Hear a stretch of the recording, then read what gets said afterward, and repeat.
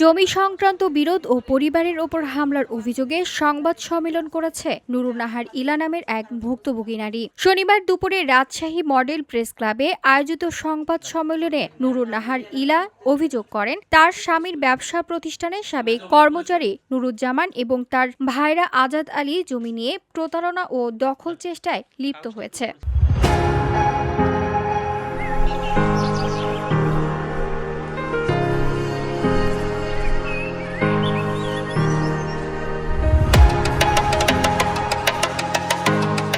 তিনি জানান, ২০২০ সালে অভিযুক্ত আজাদের কাছে ৫% জমি ক্রয় করা হয়েছে, কিন্তু আজাদ প্রতারণার মাধ্যমে পুরো জমি দখলের চেষ্টা করছেন। এ নিয়ে মামলা চলমান থাকা সত্ত্বেও অভিযুক্তরা জোরপূর্বক জমিতে প্রাচীর নির্মাণের চেষ্টা চালান। 407/492 এর জমি নিয়ে প্রতারণা শুরু করে বনপাড়া সরকারি কলেজের শিক্ষক আজাদ। তিনি আমার স্বামীর নিকট থেকে উক্ত দাগে ২০২০ সালের ৫% জমি ক্রয় করেন। তিনি কিছুদিন ধরে সেই জায়গা বুঝে নিতে গিয়ে নানা প্রতারণার আশ্রয় নিয়েছেন।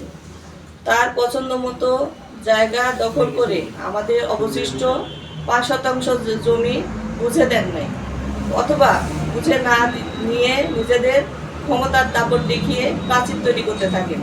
ভুক্তভোগী সংবাদ সম্মেলনে জানান, গত ১৩ ডিসেম্বর জমির ওপর প্রাচীর নির্মাণের বিষয়ে নিষেধ করতে গেলে অভিযুক্তরা নুরুন নাহার ইলা সহ তার স্বামী ও সন্তানকে বেধড়ক মারধর করেন। এতে তার স্বামী গুরুতর আহত হয়ে রাজশাহী মেডিকেল কলেজ হাসপাতালে চিকিৎসাধীন রয়েছে। এ ঘটনায় বড়াইগ্রাম থানায় লিখিত অভিযোগ দায়ের করা হলেও এখন পর্যন্ত কোনো ব্যবস্থা নেওয়া হয়নি বলেও জানান তিনি।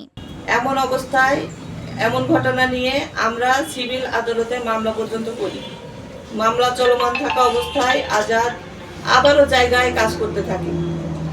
এ অবস্থায় গত ১৩ ডিসেম্বর রাতে আমি আমার স্বামী সন্তান কাজ না করার বিষয়ে বলতে গেলে আজাদ ও তার বাহিনীর লোকজন আমাদের উপর হামলা করে। তাদের হামলার শিকার হয়ে আমার সন্তান বড়াইগ্রাম হাসপাতালে চিকিৎসা নিতে গেলে সেখানে তারা হামলার প্রস্তুতি নেয়। আমার স্বামীও আমাকে রাজশাহী মেডিকেল কলেজ হাসপাতালে প্রেরণ করেন বড়াইগ্রাম হাসপাতাল। বর্তমানে কিছুটা সুস্থ হলেও আমার স্বামী তার গুরুতর ভাঙা হাত নিয়ে রাজশাহী মেডিকেল কলেজ হাসপাতালে ভর্তি রয়েছে। আমার এই ঘটনায় বড়াইগ্রাম থানায়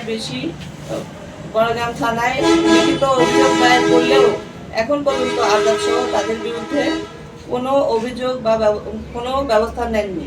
সংবাদ সম্মেলনে নুরুন নাহার ইলা তার পরিবারের নিরাপত্তা, প্রতারক আজাদের নিকট থেকে জমি উদ্ধার ও ন্যায় বিচার নিশ্চিত করতে প্রশাসনের জরুরি হস্তক্ষেপ কামনা করেন। অপরদিকে আজাদের বাহিনীর লোকজন মুঠোফোন সহ ভিওডি বাংলা নিউজ ডেস্ক। এমতো অবস্থায় আমরা বিচারের আশায় ঘুরছি।